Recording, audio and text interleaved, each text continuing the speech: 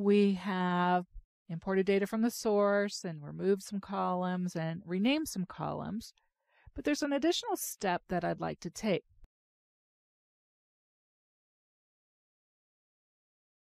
Specifically, rather than have a column of genre for each movie, where sometimes we have a single genre, such as we have here for documentary, and sometimes I have multiples. Instead, what I'd like to be able to do would be able to identify any movie that's a documentary, regardless if that's the only genre defined for that movie or whether it's one of several. And the best way for me to be able to filter my movies that way would be to take this list of genre and create a unique list of those genre values. So I need to remove it from this movies query and then create a separate query where I map individual genre values to the specific movies. So the first step in that process would be to duplicate the query. So I can do this by right-clicking Movies, select Duplicate,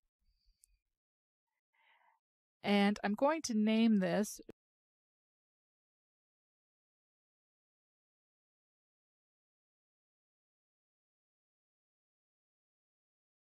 Genre.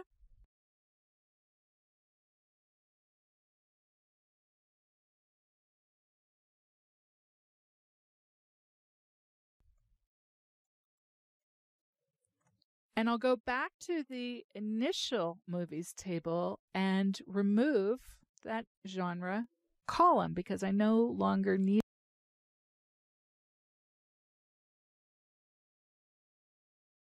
it there. Instead, in my genre query, I'm going to keep movie ID and eliminate all the other columns except for genre.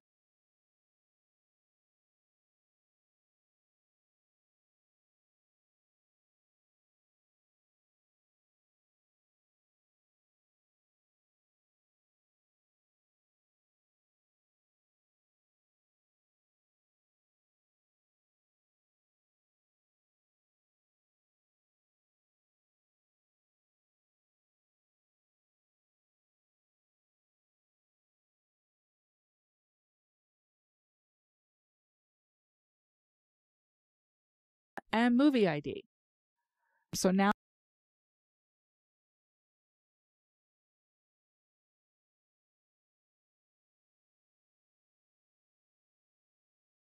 I have a mapping of genres to movie ID.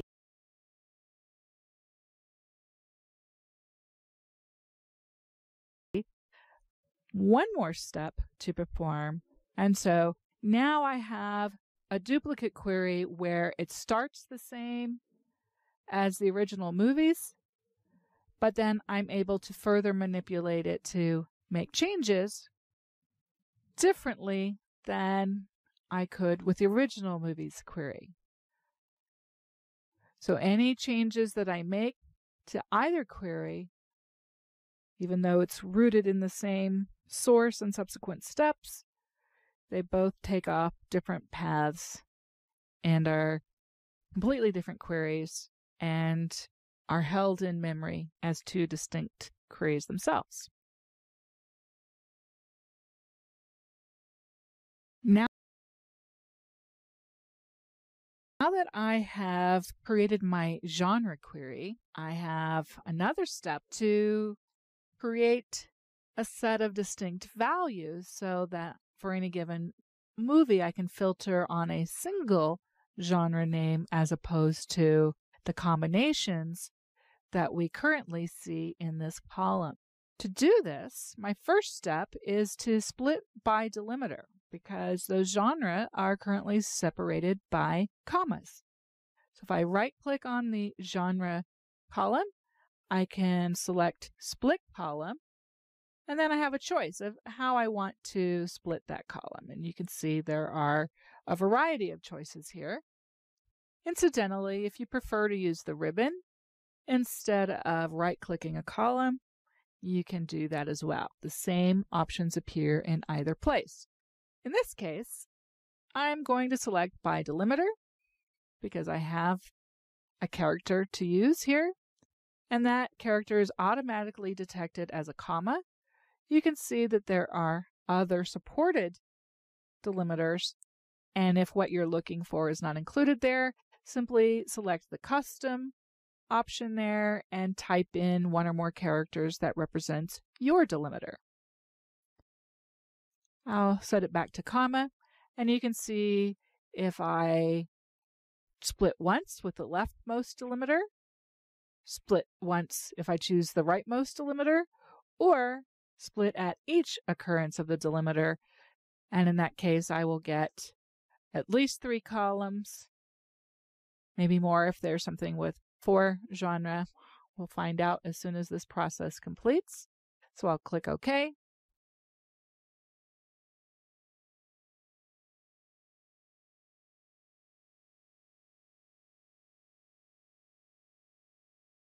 And in fact, we only have up to 3 possible values. So you can see where there was a single value, I have documentary in the first column, nothing in columns 2 and 3. Power BI automatically named these new columns, and because column names need to be distinct within the same query, it appends a .1, .2, .3, and so on. I successfully separated out all of the genre, but now I have 3 columns, and that's not particularly useful when it's structured this way. Instead, what I would like to do is take these values that are spread across multiple columns, and we'll transform this so that each of those columns becomes a new row, so that we can successfully map a single movie to one or more genre. And the process is very simple by using an unpivot option. I can either hold down my Shift key, click the first genre column, and click the last genre column, and then right-click to select unpivot only the selected columns. There's also on the Transform tab of our ribbon the unpivot only selected columns. When I do this, we can see that the movie ID column stayed the same, but you can see that the column headers are now placed into the attribute column. So we have genre 1, 2, and 3, and we have the respective value for a column. So now those have been unpivoted to go from columns into rows. Now that we've done this, I don't particularly care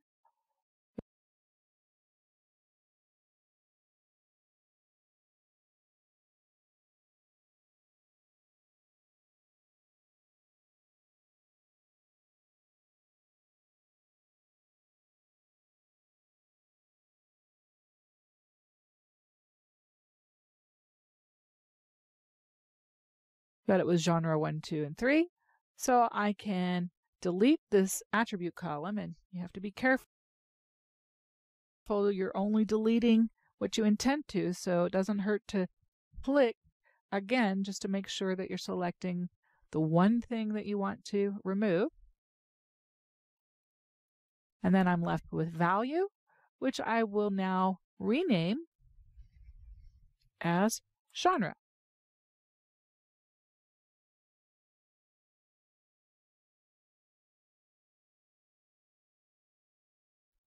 As a singular noun instead of a plural noun.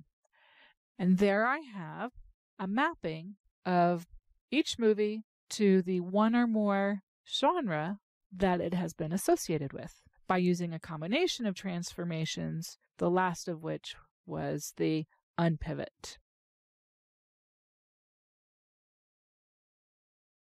To create accurate and meaningful reports, you need clean data. There are times, however, when the data that you have to work with is not as clean as you'd like it to be. Fortunately, Power BI includes several transformations that are designed to solve this very problem. Probably the most common problem is the need to fix values in the data.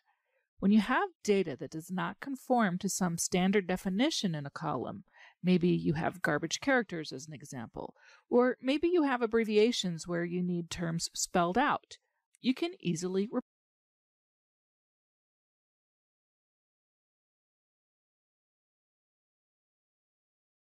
replace values. It's a very easy process to identify the characters that you do not want in your data and then to provide replacement characters so that you can have your data look the way you want it to. In the next demonstration, I'll show you how to use the replace values transformation.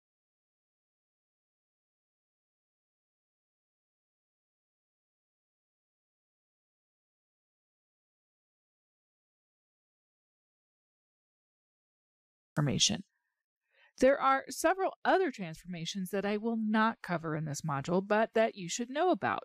One of those is trim, which removes white space from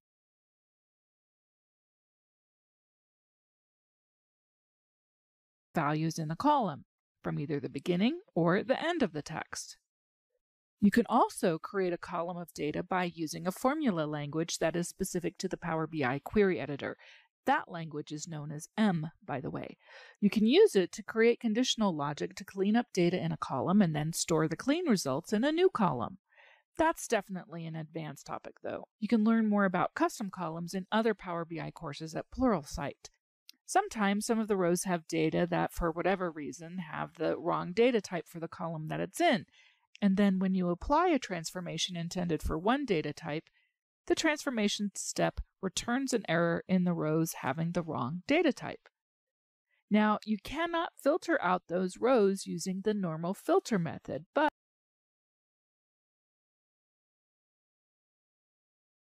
there is a specific option to remove errors that will eliminate those rows from your query if you determine that you don't need them after all. Of course, you should use this option with care so that you do not eliminate rows that you really need. And last, there's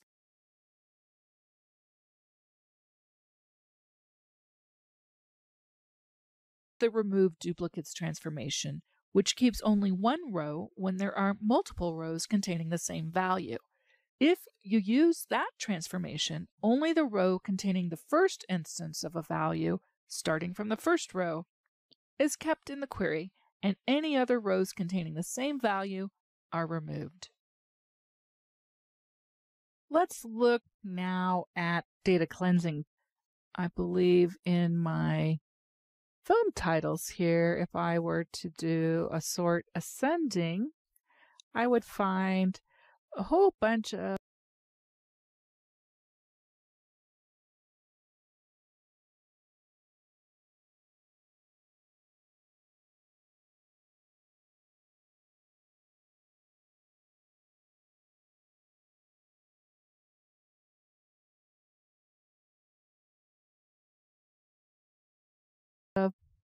movies that start with a pound sign.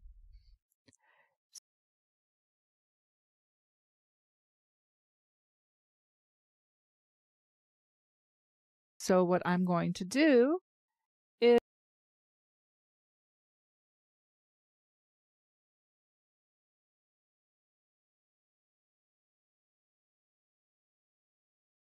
is replace those values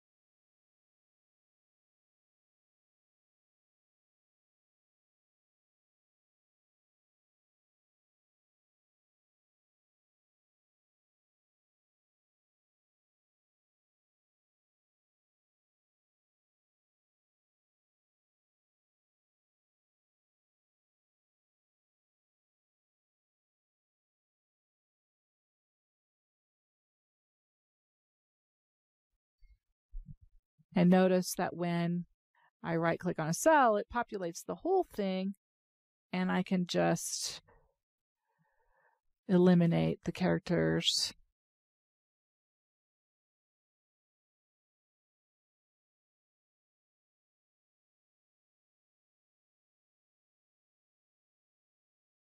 So what I'm going to do is replace those values.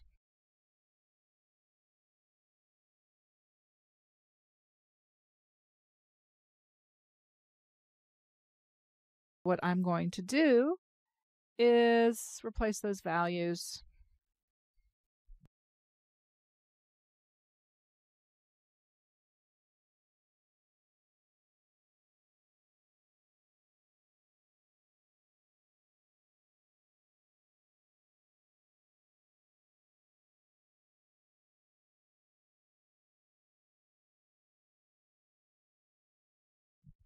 And notice that when I right-click on a cell, it populates the whole thing, and I can just eliminate the characters so that I'm just down to a pound sign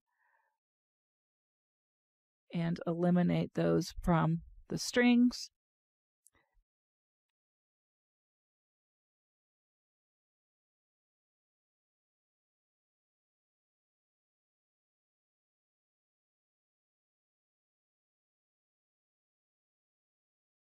Now let's go to the genre query. Here we need to replace the /n in the genre column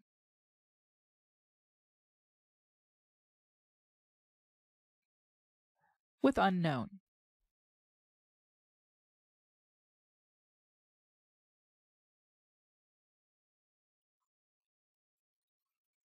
And now everything looks good. When I'm finished, to bring all of those changes and load the data into my data model, I go to the Home tab of the ribbon and select Close and Apply.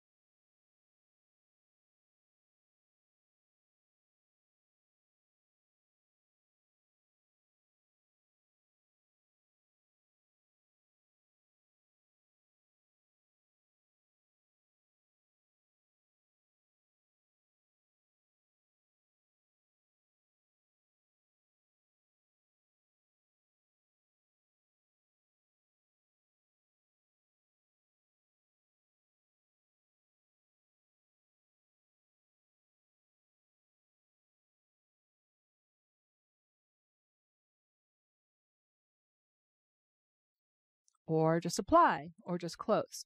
If I close this, then the transformation steps that I've defined stay in the file, but I won't see my data in my reports until I select either apply, which would leave the editor open, or close and apply, which closes the editor, connects to the data sources, reads the transformations,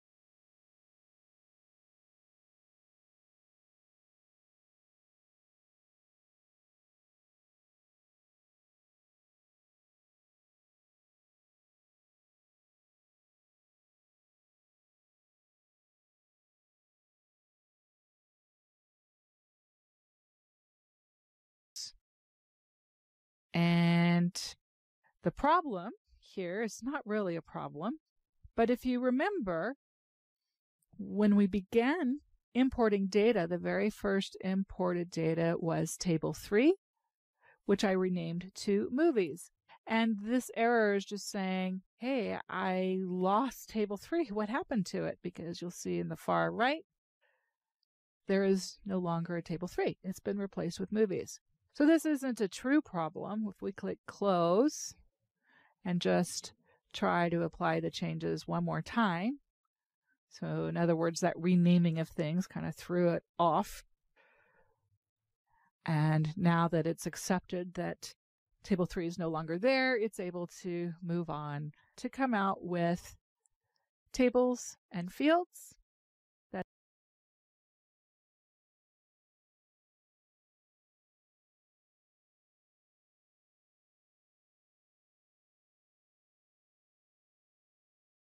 have the names that we have applied. And there we have successfully brought data into our data model.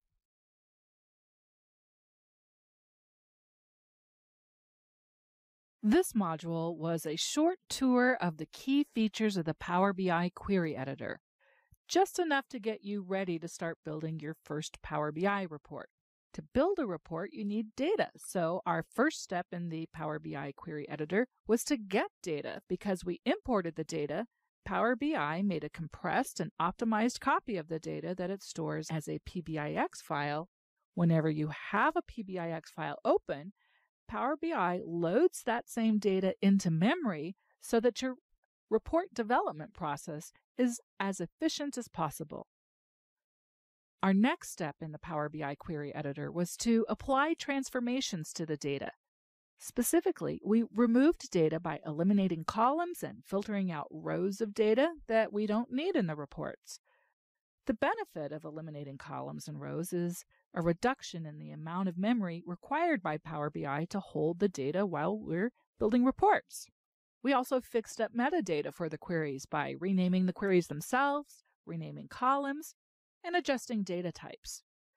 That way, the report we eventually build will be easier to understand and it will behave properly when we're working with numbers or text. We also used some more specialized transformations, such as duplicating a query, splitting by delimiter, and unpivoting, so that we could extract out a distinct set of genre from the Movies query. Our final step in the Power BI Query Editor was to use transformations that cleanse the data.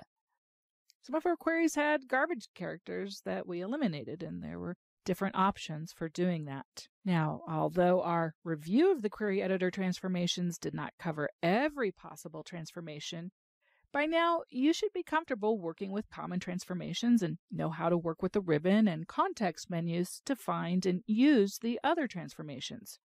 Remember, you can always try out a transformation if you're not sure what it does, and then delete the step from your query if the results are not what you need. In the next module, we'll shift our focus from the queries to the model editor, because there's still some more work we need to do before. Hi, I'm Stacia Varga. Thanks for joining me as we continue the course Building Your First Report in Power BI. In this module, we're going to learn how to work with data models in Power BI. In the previous module, I explained how to get data into Power BI and prepare it for reporting. But that was only one phase of the preparation process. That first phase deals with the queries that we use to load the data model with data. There's a second phase that's specific to the model part of the data model, in which we perform additional steps that control how Power BI uses and displays data in reports. And that's really the focus of this module. We'll start this module by introducing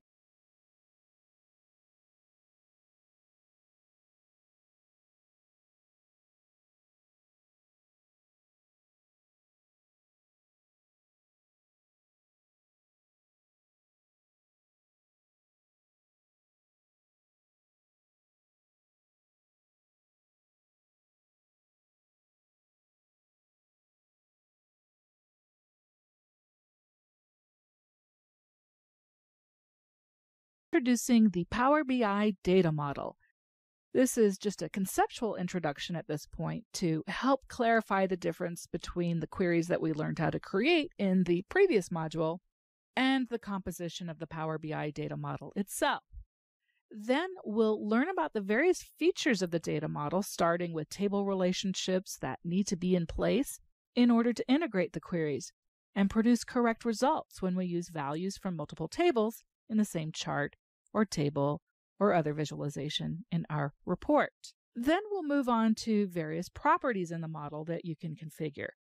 In general, these properties control how data displays in your report, such as formatting and default sort order, to name just two types of properties. And our last modeling task is to add calculations. And we'll learn about the two types of calculations that you can create for a Power BI data model. That sounds like a lot.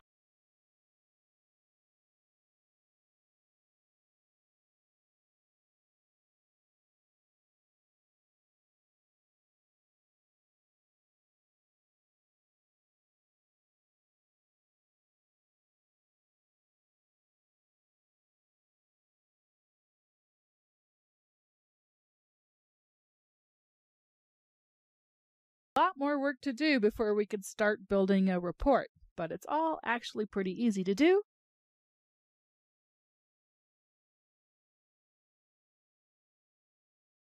So let's get started.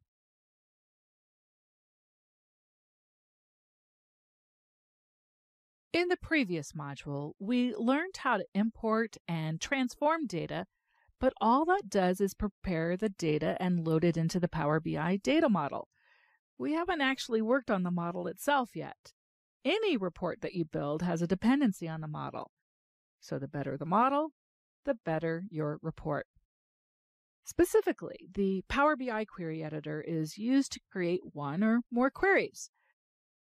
You start with a data source and then apply various transformation steps one by one until you get to the desired result.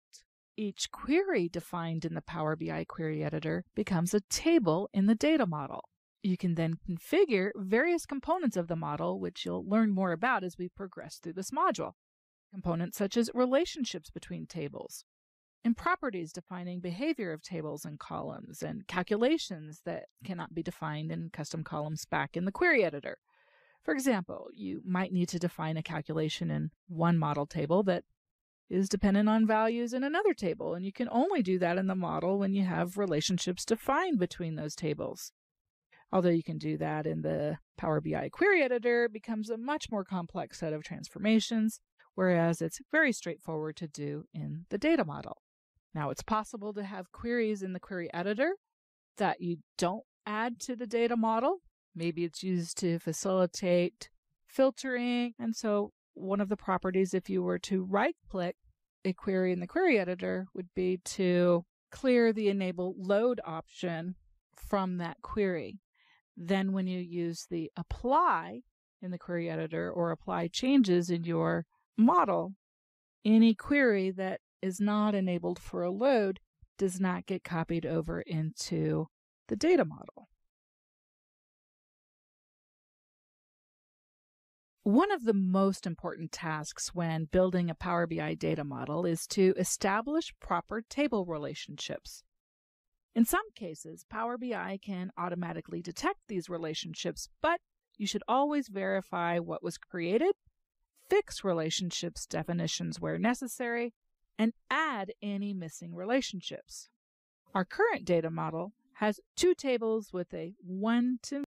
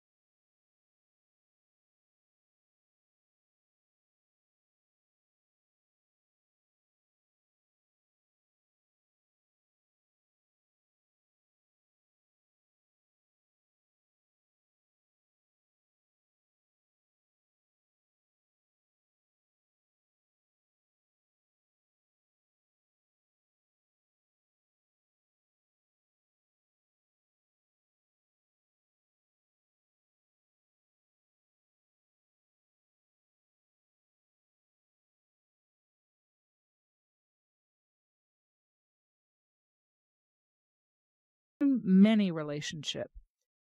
In a one-to-many relationship, one table has unique values in a column that match up to one or more rows in the second table in a single column. The requirement is to have only one column from each table represented in the relationship, and the table on the one side of the relationship must have unique values in the specified column. No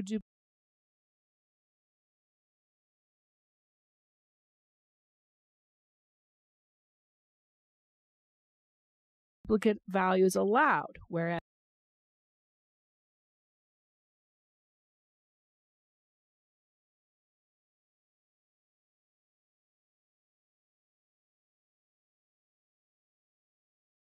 the many side of the relationship can have and probably does have duplicate values because that's why it's the many side.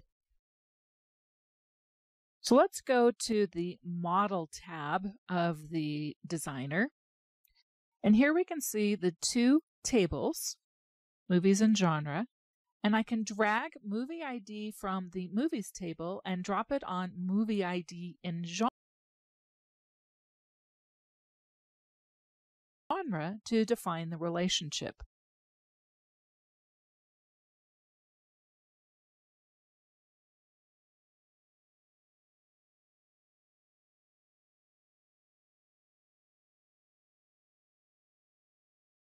When I double-click on the line between the two tables, it opens the Edit Relationship dialog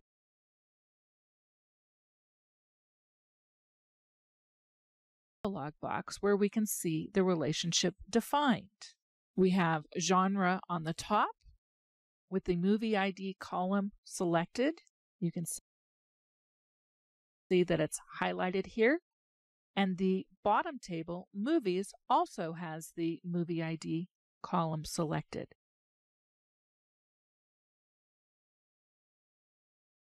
So that defines the relationship based upon the movie ID columns in both tables.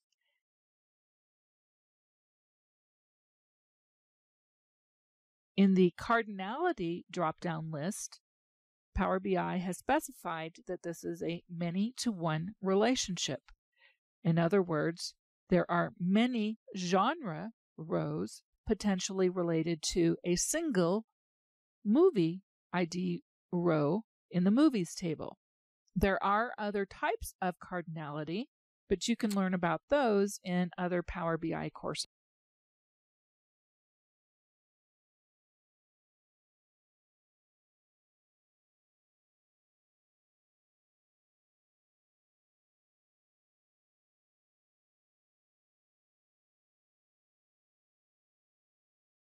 Here at Pluralsight.